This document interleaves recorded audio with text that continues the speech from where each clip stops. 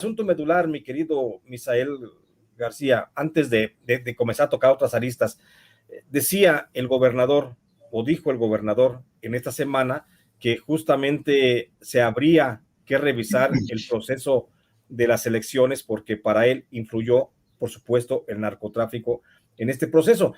Pero antes de ver si influyó o no, y antes de descartar,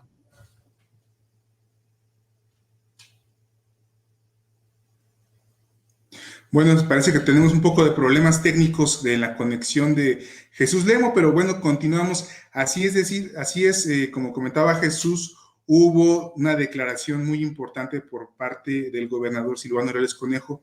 Él se mantuvo supuestamente 3 meses fuera de cualquier declaración mediática. Sin embargo, lo que se vio aquí en el gobierno, en el Michoacán, fue que el gobierno del estado de Michoacán, pues, se encontraba a través de sus diferentes funcionarios presionando precisamente a los empleados, a todo el personal de la estructura, obligándolos a generar listados de gente que pudiera votar en favor del candidato de Silvano Aureoles, Carlos Herrera Tello. Tenemos testimonios de funcionarios que les obligaban a crear hasta 20 cuentas de Facebook para que todos los días en su horario laboral, usando herramientas del gobierno del estado, recursos del pueblo de Michoacán, pues tuvieran que seguir a la página de Facebook de Carlos Herrera Tello, le dieran me gusta, comentaran, compartieran. Esto es nada más la punta del iceberg. También hay que recordar que hubo una serie de denuncias durante todo el periodo de campaña, y haciendo paréntesis, la campaña que hizo Carlos Herrera Tello fue de 60 días, mientras que la campaña que realizó el candidato de Morena PT fue de solamente la mitad, y como colofón, pues precisamente en la mitad del tiempo, Alfredo Ramírez Bedoya recorrió el doble de municipios, un poquito más todavía de los que recorrió Carlos Herrera Tello, porque pues finalmente buscaban ganar a través de la coacción del voto, porque se encontraban con una situación de que a través de las dádivas, como se denunció por parte del presidente estatal de Morena, Raúl Morón Orozco, utilizaban programas de gobierno como el programa Palabra de Mujer. Se denunció que había hasta 46 millones de pesos que se estaban desviando del gobierno del estado a través del programa Palabra de Mujer para coaccionar el voto. Y bueno, Jesús, pues comentaba así una serie de situaciones que comenzaron a darse, pero todo se desencadena, pareciera. El mismo Carlos Herrera Tello, pues lo vemos en sus redes sociales, él está aceptando la derrota y sale ahora Silvano solo, pero nadie que lo secunde a hacer declaraciones. Exactamente, lo que Silvano trae es que no quiere perder, por supuesto, es un mal perdedor, Silvano Aureoles, y ahora le echa la culpa al narcotráfico de su derrota, cuando justamente él ha sido un gran beneficiario del narcotráfico y él ha sido un gran beneficiario de la intervención del narcotráfico en elecciones, ¿sí? Que hay que recalcar también y ser muy precisos en ese sentido. En estas elecciones, aun cuando hubo manifestaciones del narcotráfico en algunas regiones y de manera aislada, pues no influyeron de manera importante en la decisión de los michoacanos que optaron por una opción política que se les presentó muy favorable. Hasta ahí.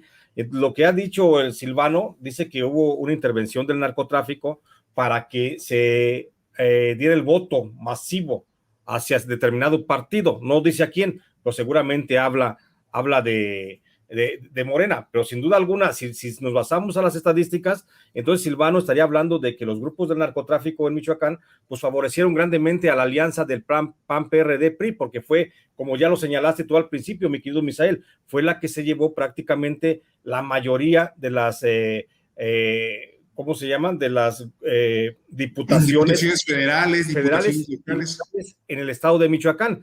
Y para esto hay que decirle y hay que recordarle a la gente que nos escucha y nos ve sin censura, pues nada más para que nos demos una idea de cómo está el problema del narcotráfico en Michoacán, decirles que Michoacán es la entidad en la que mayor cantidad de grupos del crimen organizado o miembros de los cárteles de las drogas interactúan de manera constante, y por eso ha aprendido el estado en esta ola de violencia. En Michoacán nada más y nada menos hay justamente en este momento 20 cárteles grandes, pequeños y medianos que están interactuando unos con otros, peleando plazas, quitando lugares, y por supuesto algunos tuvieron candidatos a alcaldías, candidatos a diputaciones locales, candidatos a diputaciones federales, pero por supuesto que no fue para un determinado partido, fue para todos los partidos. O sea, sí hubo una intervención del narcotráfico, pero no concretamente sobre un partido en específico. Hay que eso explicarlo, por supuesto, a la gente y decirle a la gente que esos 20 grupos que interactúan de las drogas en Michoacán, pues son los Viagras, el grupo del Gallito, la Nueva Familia Michoacana,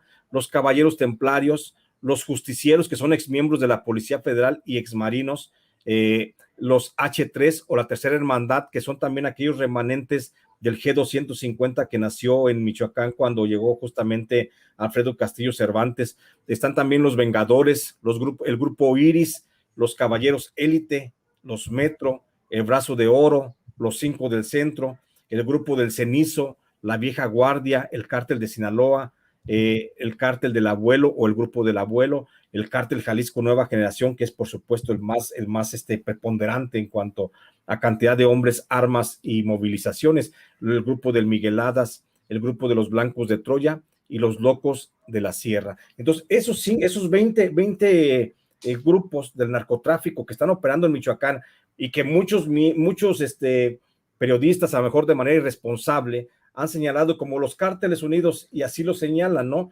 Pero en realidad son un grupo de cárteles que están interactuando y jugando entre ellos mismos para poder controlar algunas regiones. Y ellos, cada uno tuvo una región en la que influyó. Y por supuesto que en algunas regiones, como te voy a decir, el caso, por ejemplo, de Apaxingán, ahí influyeron para que votara la gente por un candidato determinado para diputación local, otro para diputación federal, otro para alcaldía, otro para gobernador. O sea, sí puede haber esas regiones, pero son muy particulares donde se dio la obligación de la sociedad para votar por alguien que marcaba desde el narcotráfico. Pero hay que decirlo pues de esa forma, mi querido Misael. Ahora, la pregunta, ¿tú consideras como periodista que estás ahí radicado justamente en la zona del conflicto de Michoacán, consideras que Silvano Aureoles tenga elementos para decir que las elecciones se vengan abajo?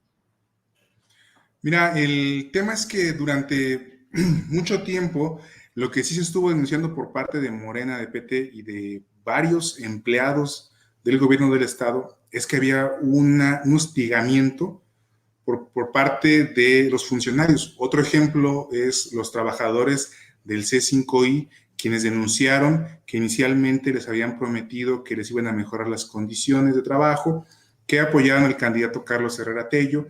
Después, al ver que no había reacciones, precisamente como de palabras de ellos, decían que los empezaron a obligar a que entregaran su copia de su credencial para enlistarlos. Como no había avance, llegaron a ofrecerles que les iban a dar prioridad en la vacunación contra el COVID. Y todavía más allá de eso, se habla de que atrás, a la vuelta de las oficinas del C5I, se puso una casa en operación para pagarles a todos aquellos que votaran en favor de Carlos Herrera Tello. Es decir, a este nivel se estuvieron utilizando la infraestructura, tanto física como de recursos humanos del gobierno del estado, para operar esta elección. Por parte de la Secretaría de Salud también existen denuncias anónimas de directores de diferentes hospitales en los cuales la Secretaría de Salud no nada más les estaba enviando información constante de todas las actividades del candidato de Silvano Aureoles Conejo, PRI, PAN, PRD, sino que también les exigía que entregaran el 10% de su salario para aportar, para apoyar a la campaña. Entonces, eso es crimen organizado, ¿no? Cuando tienes una estructura, cuando estás utilizando no nada más una persona, sino diferentes para generar el beneficio con actividades ilegales para un cierto fin ilícito, pues es una estructura que se le conoce como crimen organizado. Pero además de esto, se coaccionaba el voto con diferentes gremios sindicales, no nada más de la parte de la Secretaría de Salud, sino también hubo denuncias por parte de sindicatos del Colegio de Bachilleres del Estado de Michoacán. También hubo denuncias de otros organismos que que estuvieron constantemente saliendo a denunciar que estaban siendo presionados para que votaran en favor de Carlos Herrera Tello en Claro. diferentes dependencias del gobierno. Ahora, si el C5I, que tiene 3,000 cámaras en todo Michoacán, exacto, documentó esa información, pues Silvano el gobernador Silvano Aureoles ya debió haberlas exhibido para presentarlas como pruebas ante la justicia, ante la Fiscalía General de la República, en la Fiscalía Especializada contra Delitos Electorales. No lo ha hecho. Lo único que yo he visto que ha circulado es un audio de un presunto personaje que no se identifica con ningún cártel ni con nada, que dice que se va a abrir un mercado después del mediodía. Situación que cualquiera puede grabar. Entonces tenían toda esa capacidad. Imagínate, tienes a no sé cuántos miles de policías desplegados. Pues toda la fuerza del Estado. La fuerza policial. Y tienes también todas las cámaras de seguridad. Tienes también elementos de la Fiscalía General de Justicia del Estado. Y aún así no tienen elementos. Bueno, pues entonces alguien aquí está mintiendo, Jesús. Y lo más importante es que si tú ves el proceso mediático que se estuvo dando después del 6 de junio, pues hubo un silencio total. Carlos Herrera Tello, con su silencio del 6 de junio, aceptó la derrota, sabía que no lo habían logrado, y después empezaron a salir los abogados del PRI, los abogados del PAN y el abogado del PRD a decir que había algunas irregularidades y que iban a pedir que se revisara, pero no tuvieron ese punch, la desesperación que hemos visto que ha tenido nuestro gobernador, pues lo ha orillado a tener que ir a pagar espacios a nivel nacional, sí, para poder colocar un tema sin fundamentos. Y lo más lamentable, por ejemplo, es que el mismo entrevistador, Ciro Gómez Leiva, le dio el espacio para hacer una entrevista donde habló de una presunta intervención del crimen organizado para favorecer a Morena, pero no le recordó que hay un video que al gobernador lo vincula con el crimen organizado, que el mismo Ciro Gómez Leiva se encargó de difundirlo a nivel nacional. Es un video que le ha dado la vuelta a Michoacán y pues que la gente ya ha despertado.